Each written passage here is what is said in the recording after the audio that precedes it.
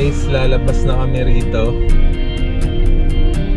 sa lugar na to. Hindi ko alam kung anong barangay ito guys, pero sa ano pa rin to, paanan ng Taal Lake dito sa may Laurel, Batangas. Parang Laurel at ano na po yung barangay. Basta nasa Laurel pa rin kami. Ayan, lalabas na kami. Maghahanap ulit kami ng another location para may ipakita sa inyo, no? Kung ano yung mga galaan dito sa Dadaku, ano? Shout out kay Dadaku, yung mga hilig gumala at mag food trip. So yung gala, ayan yung Tagaytay, oh. Ayan yung Sky Eye, oh. Yung kulay puti na Ferris wheel. Yan, SMDC yan. Kitang-kita pala yan Tagaytay rito. Ayun han, may view sa gilid mo. Ayun, wala na. Ayan, ayan. Wow.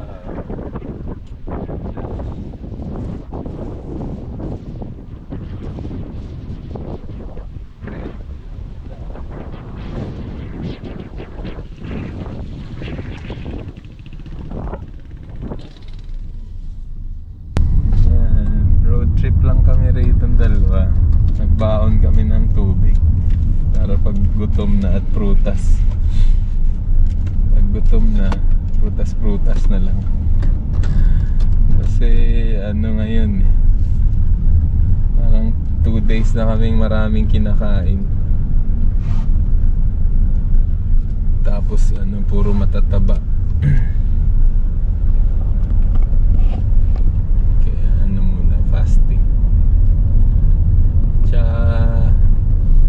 Naghanap kami ng mga magandang kainan talaga dito sa part na to ng Cavite, or ano pala to, Batangas.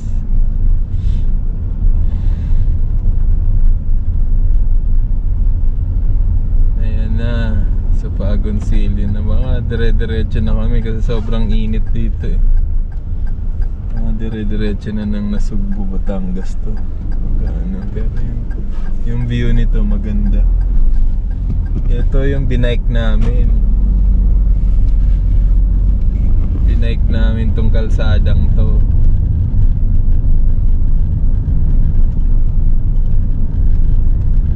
For sure marami pa rin nagbabike dito ngayon. Panoorin nyo lang sa Magnospin. Binike na ito, malabo pa yung camera kung dala nun. Ngayon naka GoPro na, sayang hindi na ako nagbabike. Yan sana yung magandang i-document. Yan yung tumambling pa ako nun, na-aksidente ako dun. Napapanood nyo yun doon sa Magnospin. Tumawid kasi yung poste. Oh, ganda. Sa likod tayo, kitang-kita dito. Kitang-kita ko rito sa likod ng Taal Volcano. Yun, ganda. Parang konti na lang hahalikan mo na yung ano, no? Hahalikan mo na yung lake. Nakakatakot tong kalsadang to, biglang liko pala to.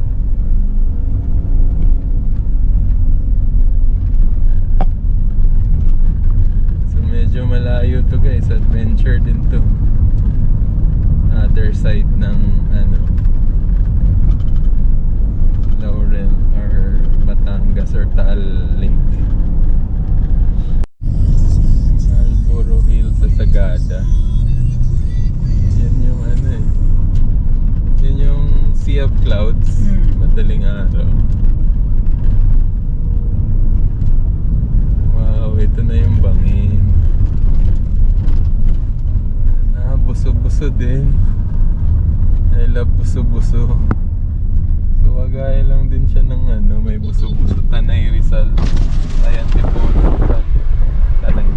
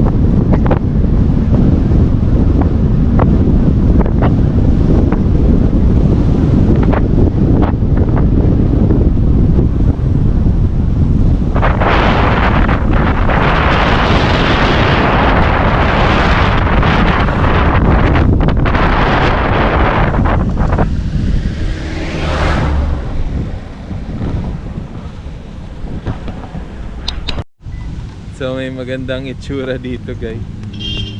Tumawid agad si Mrs. Dito lang naman ng konti, pero hindi naman talaga yan. So walang alon gaano dito, natakpan kasi siya ng bulkan, ay Taal Island. Ayan pwede silang magbangka, mag-fishing. So palipat-lipat lang sila. Doon na side na yun, sobrang alon. Dito wala gaano. Kasi pag umampas yung hangin, natatakpan lang sila. Nandun pa yun, mamaya makikita natin yan doon. Pagkalagpas natin dito sa corner na to. Yung, ayun, yung gray, yung brownish na yung pinagsabugan ng Taal Volcano. Okay, let's go na guys. Wala nang oras. Bababa naman tayo dito. Makikita talaga natin yung view guys. Pag meron pwedeng tayong kagaya ni Kuya, tabi-tabihan natin. Akin na yung camera. Diretso baba natin. So yun. Ayun kahit di na ako bumaba ikaw bumaba ka na Tara, baba. Wait lang. Malansa dito sa side ngayon ito guys. Maraming feeds at fish fence. Kaya malansa. So yun lang yung trip namin today. Daming ano ba yan? Seaweeds, tabi-tabi po. Daming seaweeds. Ay, patay na isda May patay, daming patay na isda. So maraming patay na isda guys, nalutang dito. Sobrang init siguro. Yan kita niyo yan. Yan yung Taal na sumabog. Brown pa rin siya hanggang ngayon. Galing.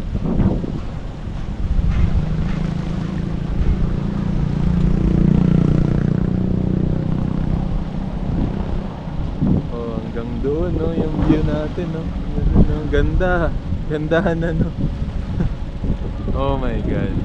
Amazing. Ganda.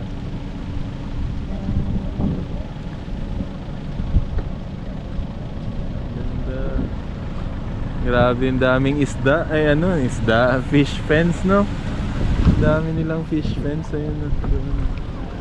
Ayan. Parang libo yata sa sobrang dami.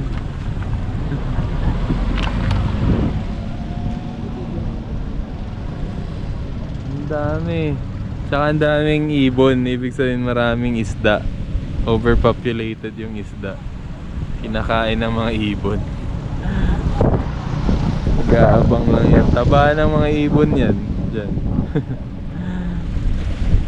So dito ngayon yung mga isda sa side na to dahil natakpan ng lake. Yung island dyan sa gitna ng lake yung Taal. Natakpan niya yung hangin. Island yan dito sa Taal Lake. Ayan, dito lang kami sa Blind Curve. Ayan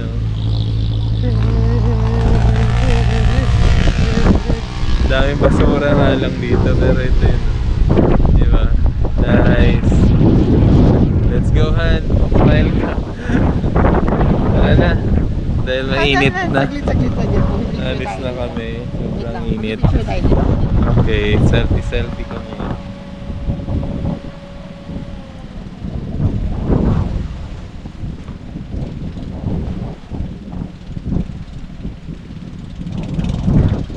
Ikaw maghawak ako.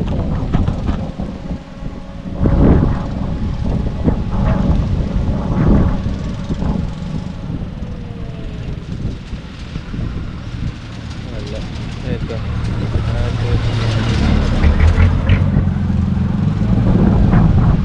Dito.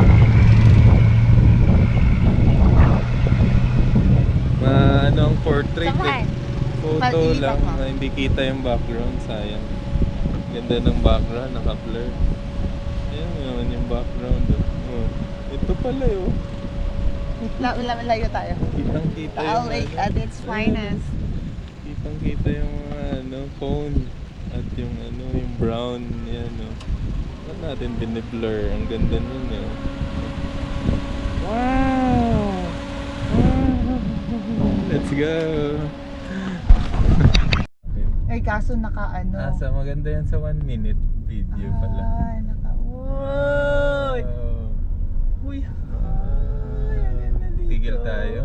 Wala na. Mas maganda dito. Isang buo yung kita. Meron Ay, pa dito dyan. sa baba. Hindi ko lang sure kung Tita ganun pa rin Nets yung ano. Lomi. Ito yata yung last time tinigilan natin or doon sa una. Ang ganda niya ngayon, no? Kaya maaraw kasi. Yung brown na ano. At saka pag green na siya. Powdery. Dito maganda, pasok ka dyan. Pwede ba buwasak? Yeah. Oo, mga pwede. Yata eh. Baka naman pwede na doon. Wait lang, hazard tayo. Kahit Sa saglit tabi. lang. Ang dali ako, baka may biglang dumaan ha. Best view, lake house room. Speedboat. Boat for hire. Tan tan tan tan. Hindi, magtanong na lang tayo. Tapos mag-video nun sa kung magkano. Tapos barilin tayo. May ari ang... Oh, nice. Oh, doon no. Ganda ng bahay. Ganda ng view. Siguro tigil ka na rito. Nakikiview lang tayo eh. Baka bili ka na lang ng pagkain para ano. Honesty Hindi. store, ha? Hindi honesty store, bili ka ng Hindi, something. ano yan muna. Kasi, Baba lang tayo kung gusto mong bumaba. oo. Tapos video, tapos labas na Day ulit. parking. Honesty store nga siya. Hindi nga, hindi mo kailangan. Akala ko Kailangan kasi. mo lang mag-ano dyan. Just, Kasi sabi mo mag-video ka, yan na, nandito ka na. Wow! oh my God, ha? Gusto ko magka-picture dun, oh. Ganda. Pwede ba yun? Pwede. Lagot tayo sa kanila. Ha? May tao na Ay, eh. wag na. Wag ka na Nakahan mag-picture. na, alis na tayo kasi makaharang na tayo. May aso pa eh. Kaya nga. Ang ganda nung ano, dito sa gilid. Dalawa Lagot naman tayo. tayo eh. May isa pa yun oh. Yung isa. Ang ganda nung Mga ano, yung ang ganda magka-picture sa likod niya kasi ano, no, kasi parang nasa ibang bansa. Sana eh, wala eh. Hindi tayo nagbaba eh. Mga ano dito, fishermen. Hindi, ano expect nila, yun yung may-ari siguro. Ang Diba? ganda nung Yun ano. lang naman na pa yung aso. Kahol ng kahol. Pero at least na videoan mo yung place. We are as close as you can ever get. Oh my God. Sa Taal. Sarap Dyan, siguro dyan, dyan, mag-hiking dyan. dyan. Hindi, hindi kita. Hindi na masyadong kita. Dahil sa mga puno. May puno kasi. You're as close as, sige na, go na tayo. Kasi maalan eh, malikam ako. As close as you'll ever get sa Taal. Oy, hananda na sa aso. Yan, thank you po sa gate. Uy, uy. Sige, sige. Siya muna. Kasi siya yung papasok. Taga dito siya. Tsaka taga dito sila eh. Sila yung nagbibinig. Sabi niya, sino pa itong mga to? Ba't nasa Hirap na hirap siya eh. dito kayo sa loob? Siya yung nag-ano ng, ano ba yan? Feeds. Feeds. At saka, feeds ba to or asin? Pellet. Fish dealer. Sa feeds nga. Sige, sige. Yan, So parang port to. Ah. No, ganda. Private port. Mm. Sorry, pumasok kami. nakipasok lang talaga. Mag-inquire tayo. din Sige. sana tayo. Sabi ko, aray ko, off-road pala yun. Hindi ko napansin. Dire-diretso lang ako. Ang ganda ng ano kasi. Ganda ng view. Gusto pa nga bumaba ng asawa ko, Pero tapos sige. nakita puro maton yun. Ang daming nandun. tao nakatingin. Puro mga Sino ba to? Kala kong harangin tayo. malalaki. Dati ginagawa pa to. Dahil Oo. merong ano dito na Wala pa yan dati. sira na ano, ginagawa pa yung ano dito, kalsada, may nasira na side na ng road dito, inaayos. So ngayon maganda na siya. Dire-diretso na. Tapos yung lubog sa lake, tingnan natin kung nagawa na din. May kalsada din dito na nakalubog sa lake eh. Doon talaga sa area na yun yung best na Best view niya. view, Doon ano? sa dulo. Yung bago tayo bumaba. Yung hindi natin tinigilan. Hindi, yung binaba, yung pinasok natin doon maganda talaga. Tapos kumain ka doon. Doon nga ako mag-picture eh. Kung Yun wala nga, lang yung sila sabi dun. mo, wala lang yung mga may-ari doon. Ang ganda eh. Parang parang ka nasa New Zealand. Mga negosyanteng Hindi mo siya doon. malalaman na nandito ka kasi pag nagka-picture ka doon gamit ang iPhone 13 or 14, Oh.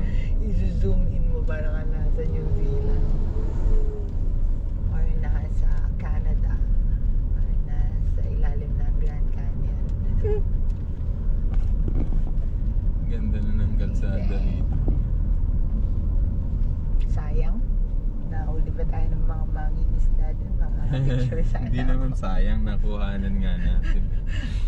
Ewan ko kung maganda or hindi naman maganda. Kahit Basta pala yung nakuhanan iPhone ko yung natin. ibinongga ko doon eh. Yung nakaganon, amazing. Pero yung talagang ginagawa, hindi ko alam kung saan banda yun eh. Yung may mangroves, nalagpasan na ba natin? Ay dito yata. Yung lumulubog kasi last time to dito guys, yung dinaanan namin pandemic. Nakamotor lang yata kami or nakakotse din. Dito yata banda yun. Nakalubog siya sa lake.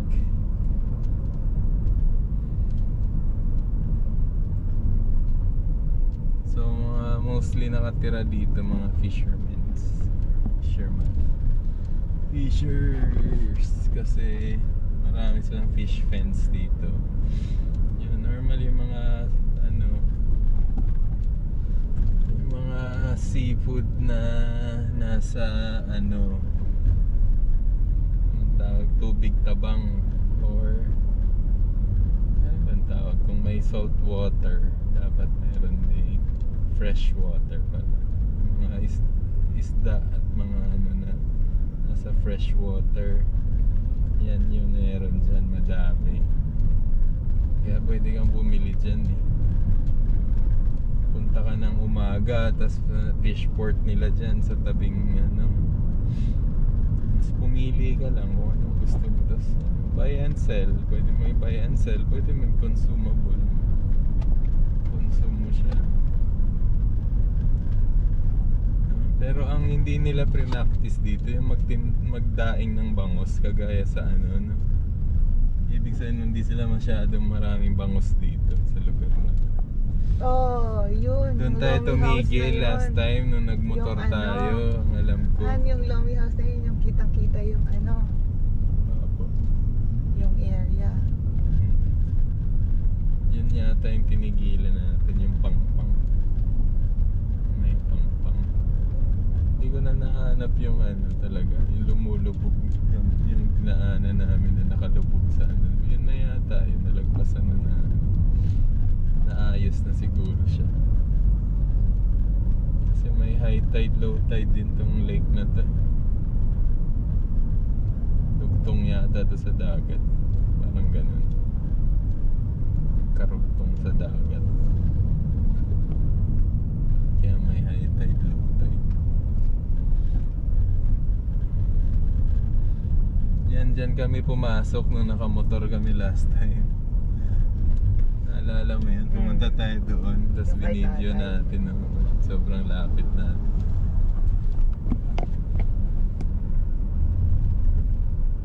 Kay tatay.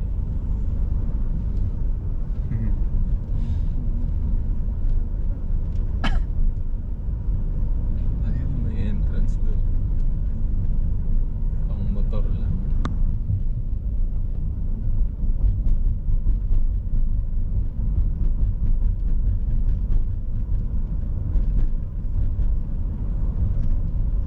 Ayan sa gilid mo. Ayan Opo. Nagda-drive ako, hindi pwedeng aksidente tayo. Hindi pwedeng, dapat eyes on road.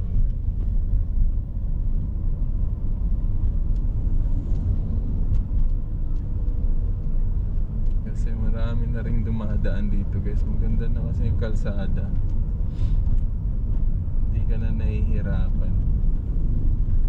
Basta nung dumaan kami dito last time, yung nakalubog yung isang sa lake.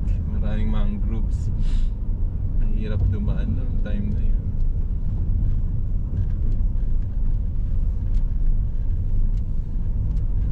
Ngayon, dire-diretso na. Kung gusto mong dumaan ng parang wala ka sa Manila or Cavite, dito ka dumaan yan.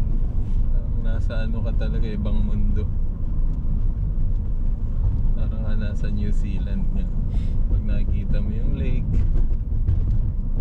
probinsya naman dito, yung kabilang side bundok, kabilang side lake.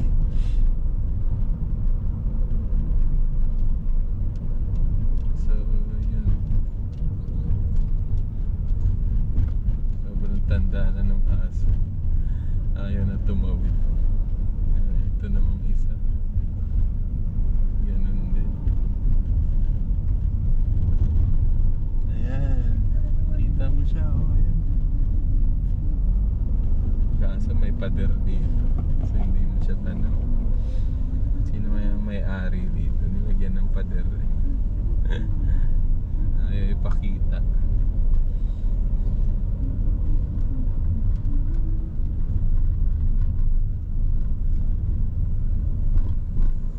Wow, what a road. Ayun, no? Ganong view.